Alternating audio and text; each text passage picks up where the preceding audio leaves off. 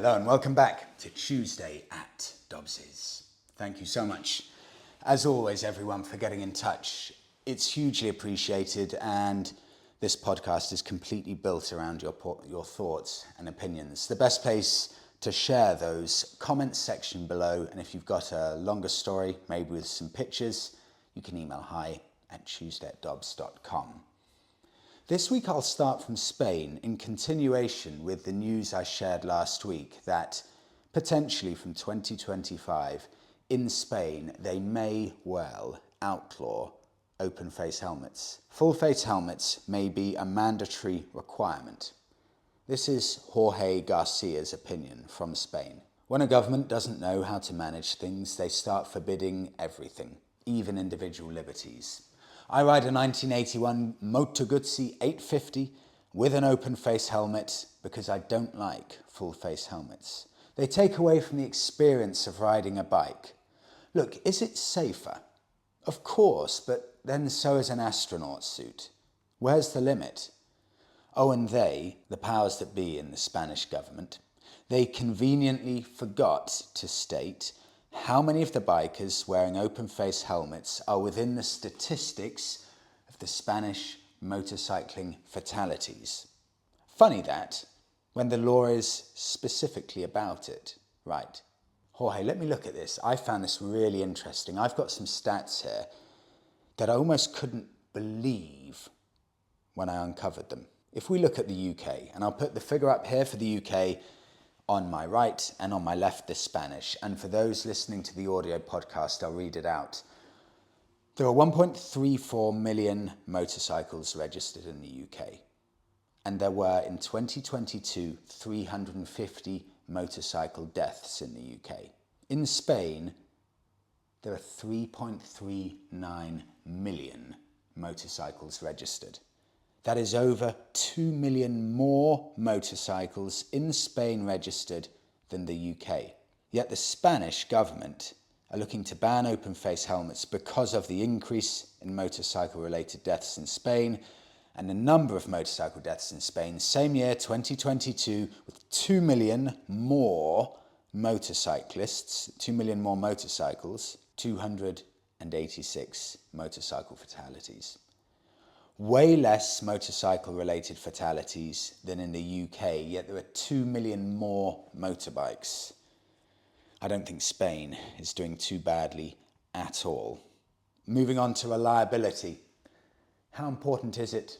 Why is it not mentioned more? What's the truth? From Ian. Freddie, we never get from vloggers like yourself. What we never get is the question of reliability. So many stories about how bad KTM bikes are and how good BMW is. But what's the truth? Which manufacturers come out best for reliability and who's the worst? It interests me, and I'm sure many others would find this subject of interest as well. How does Triumph get on? Of interest to you, surely. Without Ian, I'm not going to specifically focus on one article, because this is genuinely a topic I find interesting as well, and I shared something similar about 2 or 3 months ago. But anywhere you go, any survey you look at, it will be broadly the same. If you type in most reliable motorcycles, we all know what the top 4 will be. Look, if you want reliability, we all know where to look. You go to Honda, Suzuki, Yamaha and Kawasaki. No one builds motorcycles as reliable as the Japanese. So any survey you look at, they'll be the top 4. Then the next 3 points usually come down to Harley Davidson, Triumph and BMW. These are the mid-range bikes with regards to reliability. They're fairly decent. Nowhere near the Japanese level, but decent enough. Just below those 3, again, you almost always get the same 2. You usually have Ducati and KTM operating number 8 and 9 spots. So KTM has never been known as a byword for reliability.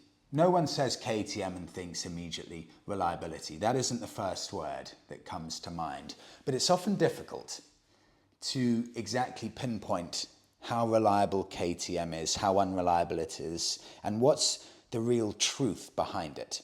I've tried in a fairly unscientific way to give you the most tangible evidence of KTM's longevity here, and I welcome any thoughts for or against this.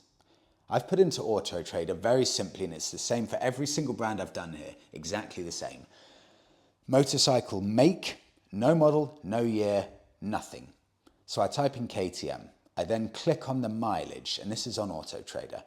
I'm only curious in seeing how many motorcycles from each of these brands for sale right now on Auto Trader have over 50,000 miles, because that will give me a good indication of how long-lived they are, how much the owners trust them, and how rugged and durable they are, where they're going to be covering big distances like 50,000 miles plus. So I'm clicking on KTM here. Any bike, any year, at least 50,000 miles. One. There is only one. Harley Davidson. Again, the same. How many bikes over 50,000 miles? 4. It just shows, I've mentioned this before, people in England, people in the UK, they do not ride the Harley Davidsons for big distances. Harleys are made for mile munching, yet only 4 motorbikes exist on Auto Trader, Harley Davidsons with more than 50,000 miles. How about Triumph? 50,000 miles plus, 20. Now we're getting somewhere. Honda? 67. See, I'm sure that's of no surprise to anyone. You've got one Honda at 125,000, 4 for sale at above 100,000, 10 for sale at above 80. How about BMW? Famous for being bikes that if you look after them will go on forever. Not specifically cheap to look after, but if you do, they will go on forever. 50,000 miles at least, 44. Now that is quite impressive. And finally, let's do an Italian. Let's do Ducati. In the UK, 50,000 miles plus at least. For sale right now, 0. Not one. In fact, there are only 2 with 40,000 miles plus. That means of all the Ducati Multistradas, of any of their models, only 2 of them have above 40,000 miles. For me personally, that's a very good indicator of how much riders trust their bikes. Of course, look, we can look into it more and say, yes, but KTM don't sell many bikes. Look, I know it's not scientific, but it gives some rough idea about the bikes that owners really trust to do big mileage on. Moving on to economy now. Should we demand more? From Stephen. Freddie, you described the 47 miles per gallon of the Triumph Tiger 1200 from last week as phenomenal and better than your Hinckley Bonneville. I find it phenomenal too, phenomenally bad. I can never understand why so many bikers are so willing to put up with rotten fuel consumption and even worse, fooling themselves that it's good or even phenomenal. I went around Europe a number of times in the 70s and 80s, once covering 680 miles in a day on a variety of Triumph 650s and 750 twins, all of them averaging at least 65 miles per gallon. My current Kawasaki W650 does even better than that. Look, why don't bikers demand better? Especially when the riders' rights group demand special treatment. This is true, to be fair. They demand special treatment is based on the claim that bikes are environmentally friendly. 47 miles per gallon? Freddie, get rid of your gas guzzler and help save the planet. Or at least save some money and get a longer range while you're at it. Stephen, I'm going to slightly backtrack here from last week and agree with you completely. This is a subject I brought up a few months ago. Why are motorcycles so uneconomical? And I agree with you.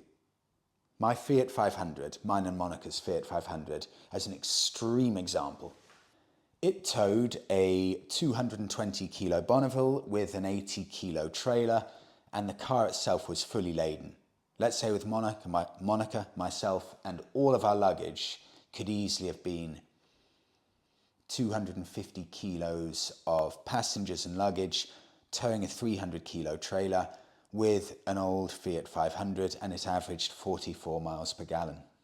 44. So it averaged the same miles per gallon as my Triumph Bonneville averages when taking just me. That's a 220 kilo Bonneville taking an 80 kilo human and nothing else at all. Yet the Bonneville can only manage the same MPG as that fully laden Fiat. That is completely ludicrous when you think about it. I could give other examples, but Stephen, I do agree with you. Motorcycles, relatively speaking to cars, are ludicrously uneconomical. It makes no sense. They're not lugging around anything at all. And the economy figures are relatively atrocious. Even with cars, if we look at it, I remember when I was back at university, this was about 15 years ago, I bought a 1993 Rover Metro 1.4 diesel. Awful car, completely full of rust. It was embarrassing. It sounded like a tractor. But I would average 80 miles per gallon in that car. Show me a hatchback now that averages 80 miles per gallon, real world figures. There aren't many of them. It shows that in reality, we like to think that we're taking huge strides forward with economy, with fuel preservation. We're not doing that well if we're being completely level-headed. I don't think things are improving hugely with regards to consistently improving economy figures. Lightness is everything. Lightness and simplicity. There have been cars around for ages with 50 plus MPG. It's not like things have improved that much at all. And the same with motorbikes. The fact that your old Triumphs were doing 65 miles per gallon, well, there'll be market-leading figures now, 50, 60 years on from that. Stephen, thank you. I agree. I'll get a bit more input in this. Some more positive news. This is from Sir Kitchalot. With regards to fuel economy, I have, funnily enough, a KTM 1290 Super Adventure S. On a road trip from Bristol to North Wales, I had a pillion, fully loaded, in the rain, 6 hours in the saddle, A roads, average miles per gallon, 63. That's more like it. And from Stuart, I think most newish bikes seem to be pretty good on fuel if you don't rag them. I've averaged 56 miles per gallon on a tour on my BMW R18. I was pretty pleased with that. Steve and I would be pleased with that as well, because to be fair to the R18, that is not a bike specifically focused on economy. That's a performance bike. So 56 I would rate as pretty impressive for that. I'd be curious to hear from all of you, economy figures. How good, how bad are some of your bikes? I would love to hear it. What is in reality the most we can expect from a motorbike with fuel economy figures? Let's move on now to America. Americans will not be swayed. From Mr. Glenn. Hi, Glenn here from Vegas. I'm a Swindon boy. Triumph Thunderbird Storm? Can't sell them over here. There have been many for sale here. Come on, Mr. Glenn, this cannot be true. Many for sale here in the US. 6,000 miles. $5,000 or less. Let me just check. Let me check what $5,000 is in pounds sterling. $5,000 to pounds. £3,900. Mr. Glynn, okay. I'll stop calling you Mr. Glynn, that sounds ridiculous. Glynn, let me check this. Let me check this out. Thunderbird Storms in the US. My lord. My lord, you're right. That is utterly insane. Okay, have a listen to this. This is ridiculous. Triumph Thunderbird Storm, that's the big 1600cc Triumph. 10-year-old one, $4,999. That's £3,900. That's 16,000 miles on the clock. Another one, even less, £4,597 for a 2014. And this is the special Thunderbird, not just the basic model. Thunderbird Commander with 5,000 miles on the clock from a dealer. UK pounds equivalent, £3,600. Come on, that is utterly ludicrous. I can barely get my head around this. I'll do one more to show you how easy this is. I mean, I could go on and on. I'll do one more. Thunderbird Commander for sale, 2014, 35,000 miles on the clock, $4,600. That is £3,600 for all that. It shows the Americans will not be swayed. In America, if you want a cruiser, it's only Harley Davidson, maybe Indian motorcycles, but that is it. Trying to break the US market in the cruiser segment with a non-US bike, it's not gonna happen. Talking of US cruisers, something else that isn't gonna happen, Victory motorcycles. This came out of the blue for me. A lot of people recommending this brand. This is an American brand, started in 1998, went bankrupt in 2017. That is a lifespan of 19 years.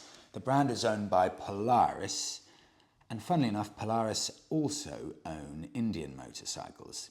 So, if you're looking for a Victory motorcycle between 98 and 2017, especially the later part of that era, the chances are you're going to notice a huge amount of similarities between Victory motorcycles and Indian motorcycles. Gigantic chunks of the parts were transferable between the bikes. In essence, the platform was exactly the same for a lot of them. And there were a lot of people last week recommending these. Have a listen to this. This is from Pete. Freddie, I considered a Harley Davidson and an Indian, and then one day I stumbled across what looked like a custom build. I did a bit of research and I found out they were actually a production bike, but had sadly now stopped making them. I'd found out that it was the Polaris-made Victory brand. And I'm now the proud owner of a 2009 Victory Kingpin Low. You could add Victory to your list of cruiser suggestions, especially, and I know this because Shannon in Australia rates these, especially in Australia, as I think they were popular down under. I'd never heard of them before. Pete, let's check this out. Okay, Polaris Victory Kingpin. What can I find in the classifieds? That's a beautiful looking bike. Huge. I think these are 1600cc V-twin engines. Two-tone white and blue, chrome everywhere, huge front screen to protect from the wind with a backrest. Out there styling, completely out there styling. What can we get? How cheap is it possible to get these for? Look, you may have problems in the future with parts. I don't know. That's just speculation. No more than that at all. Let's just focus on the good stuff. American-built cruiser here. I found one with no issue at all. On eBay right now, exactly the same spec as this. Exactly the same colours. 2011 model on eBay from a dealer. Hold on to your hats. It's £5,995. I'm about to freak out because that is... We said that the Triumphs are cheap in the US. Well, Victory are ludicrously cheap in the UK. In essence, what you get here is Indian level build quality from a brand that went bust a few years ago. This is a bike that's got 6,800 miles on the clock. All that style, all that American character for under £6,000. Let's do a few more here from Victory. This is from Faz. My Victory Crossroads weighs about 340 kilos, but has 120 horsepower, real world figures. Yet it gets far better. It's like I wrote this, I didn't. Gets far better fuel economy than my old 2006 Bonneville America. I keep saying my era of Triumphs, the modern classics, the fuel economy is absolutely atrocious considering the performance you get from it. And let's have a look, Faz. Victory Crossroads, how much can you get one of these big cruisers for online? Here we go, 2010 model, Victory Crossroads, 1.7 litre engine, full panniers, backrest, screen, £6,700, 22,000 miles on the clock. I mean, these are really tantalising bikes. I'll do one final one from Matthias now. I think Matthias is in Germany, if I remember correctly. The best cruiser tourers I know are the Victory Crossroads. I have a Crossroads myself. You could also look at the Honda VTX 800 or the Kawasaki Vulcan VN 2000, and of course not to forget the Triumph Rocket. But again, a shout out for the Victory Crossroads as the best tourer that Matthias knows. It shows the difficulty of really breaking into the cruiser segment when you've got Harley Davidson and to a far lesser extent Indian. It's very, very nearly impossible to break into that segment. Harley Davidson, although not doing well at the moment, they've got it completely locked down. Moving on, the older brother of the Triumph 1200 Explorer. I mentioned last week Sam was planning to do, or is planning to do, a 6,000 mile road trip on his 10-year-old Triumph Explorer. Jason's got another idea here. Freddie, the Triumph 1200 is great, but there are even better touring bikes for less in the Triumph range. The 1050 Tigers come fully loaded for well under the price of the 1200. Jason, I know the engine on this. Let's have a look at this. First off, 2006 to 2012, Triumph Tiger 1050. This is an engine used in at least 3 model Triumphs that come to the top of my head. It's in the Tiger, the Triumph Sprint, which was the sports tourer that they stopped selling now because I think it just looked too dated, and also my old Triumph Speed Triple 1050. So it's a versatile engine. It's also extremely durable. I think I personally did over 30,000 miles in mine, or on my Speed Triple with that engine. Never one engine problem. Many electrical problems, many problems with the electrics, but engine-wise, never one problem at all. It had 115 horsepower, so slightly detuned from the Speed Triple, meaning it's unstressed, nothing to worry about. And it's 198 kilos, which actually seems quite light. Let's have a look. What can we get? Facebook Marketplace, 20 days this listing has been on in Birmingham, £3,800 for 2009 Triumph Tiger, and I'm quoting, beautiful, untouched, low mileage Triumph Tiger 1050 ABS, MOT till August, good tyres, heated grip, high density driving lights, comes with top box, side panniers, must be viewed, rides and looks like a new bike.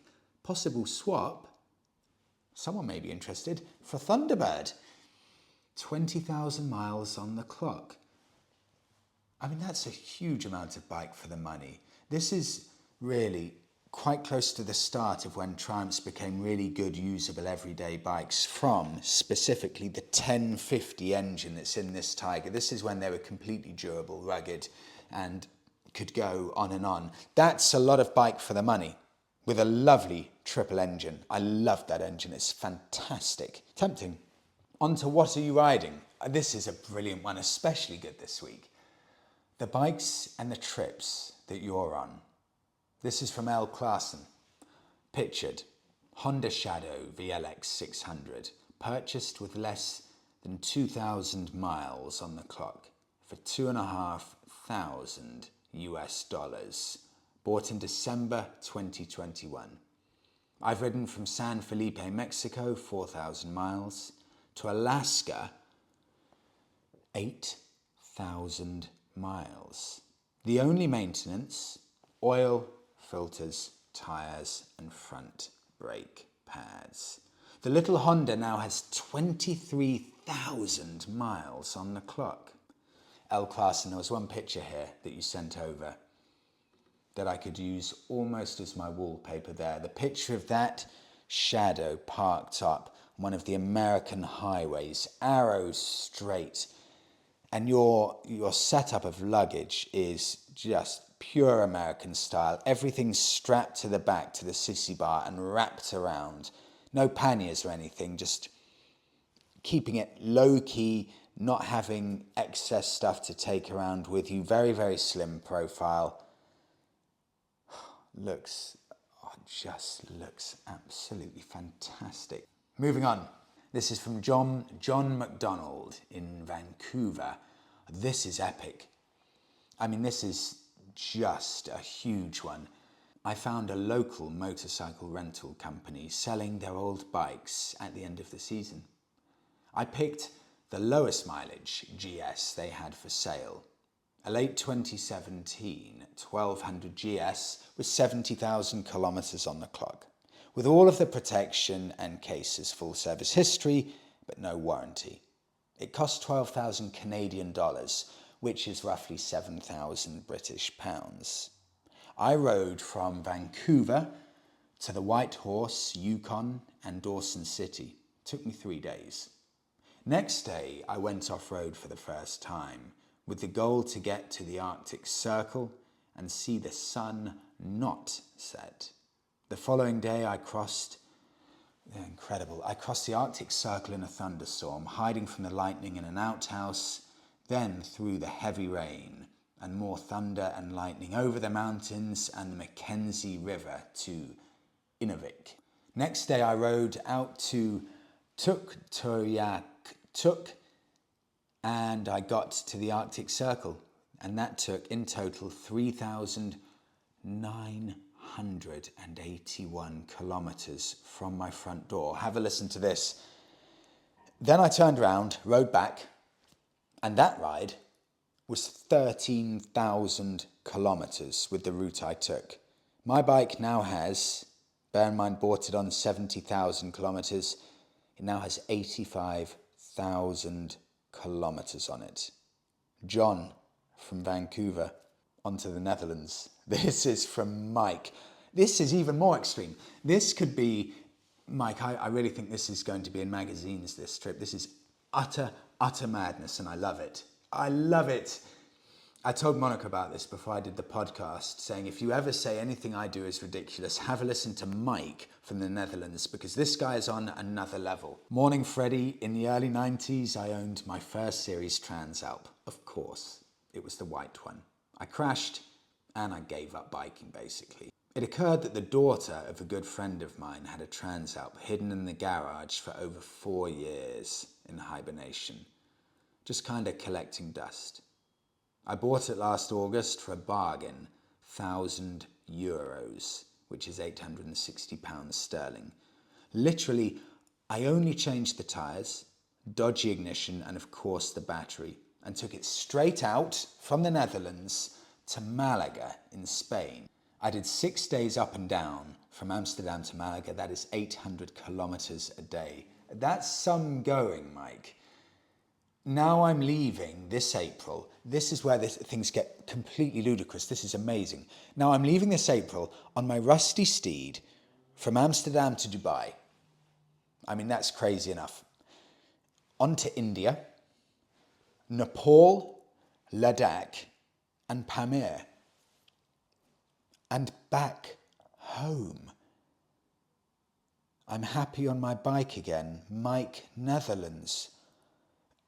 Mike, to say that's the trip of a lifetime is a complete understatement. Please stay in touch, Mike. I'd be just so happy to hear from you about your travels and see pics of that. That's one of the biggest ones I've ever heard of, I think. I'll do one more from Daniel in Germany. Freddie, after my test, I got my very first bike. Honda 750 RC42 from 1996, again pictured. After I did some maintenance and fixing to it, I drove around 3,500 kilometers from September to November 2023, including a 3-day trip to central Germany. I cannot wait to get it out of the garage again this year. Daniel, Germany. Daniel, these old Hondas have aged like a fine wine. Suddenly they've somehow weirdly come into their own again. And they've started to look like really handsome, old school, stylish, understated bikes. Beautiful looking thing. Big fan of that, Daniel. Let's go on now to, I've got one more before my bike of the week. I'll go on to Zane, as the last one from What You're Riding. Freddie, I've done it. Thanks for the advice on the dream bike versus financial freedom. I decided what my monthly figure was that I was happy to spend on financing. And that still allows me to do the things I want to do. And I'm happy with the deal that I've got. I've bought a Triumph Street Scrambler 900 for £6,500 and the Enfield is being part exchanged. I will once again be heading to the wheels and waves on my trusty wingman of the road. With my trusty wingman of the road, but this time on a Triumph. Bring on the touring season. Bike of the week, to wrap it up. This week coming from Bib the Boulder. And to continue the theme with well-priced bikes, Hondas. Let's start here. Freddie, I have literally today bought a Honda NC 750X to tour on. This year in June, I'm going to explore the Scottish Highlands. Then next year, I'm hoping to ride the Tafrao in northern Morocco. The reason I've chosen the Honda is manifold. Phenomenal fuel economy, suits my riding style. Seat, back position, lightweight, low down weight too, cheapest chips to buy. Frunk, which is the trunk in the front of the bike, very unusual. You can store a helmet in essence, the fuel tank, and easy to maintain. Furthermore, these bikes are often seen for sale with incredible mileage on them, so clearly they are proven with a proven motor. Let's have a look at this Bib the Boulder. This model that you're looking at, 2014 to 2021 model, 54 horsepower, 229 kilos. Nothing remarkable about that, but that is not the point of these bikes. MCN stating here, remember the time when you'd buy one bike and use it for everything? These days, many machines are constructed for a specific niche or carefully defined purpose, but the adaptable 2014 to 2021 Honda NC750 adventure bike embraces a pleasing, old-school, do-it-all attitude. Reliability is excellent. There are plenty of well-used NC workhorses that have covered Jupiter and back mileage without issue. And the model has a solid reputation for dependability. So what can we get? I've got something. Get your pen and papers ready or do a screenshot here because this is the most perfect Honda you'll find. The reason I say that, the Honda I'm about to shout out here is exactly what Hondas should be. Let's begin. It's a 2018 NC750. The reason I say this is exactly what Honda NCs should be used for.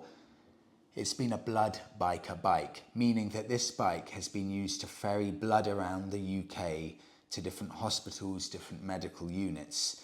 So the owner of this bike will have maintained it, I'm sure, religiously, because it's been his essential mode of transport. The work he does, you can't afford to have a bike that breaks down. And look at that, it looks completely modern. It's only 6 years old. If I read here, the bike has been very well cared for. Just had a new chain, sprocket, new wheel bearing, front and rear brake pads, tyres with over 70% left, full crash protection, top box, 2 panniers, extended touring screen. It's been for sale. I don't know why or how this is possible for such a utilitarian bike that will be of interest to so many people, but it was listed 2 months ago. It was £3,200, it's now £2,700, and the only reason I can think of for that, the mileage is 63,000, which genuinely, and I know I say this a lot, but for any bike, if ever this was true, 63,000 miles for an NC750 is nothing. That is so much bike for the money. Is there any bike better than that from 2018 onwards for that price that will be that durable, that tough, that dependable, that reliable, that economical? I don't think it's possible to get anything better than that. I think that is an unbelievable deal that someone should snap up if they're looking for a solid bike. And I'll wrap it up there. Thank you so much, everyone, for listening and watching this week's episode. Have a brilliant week all, and I'll speak to you all in the next one.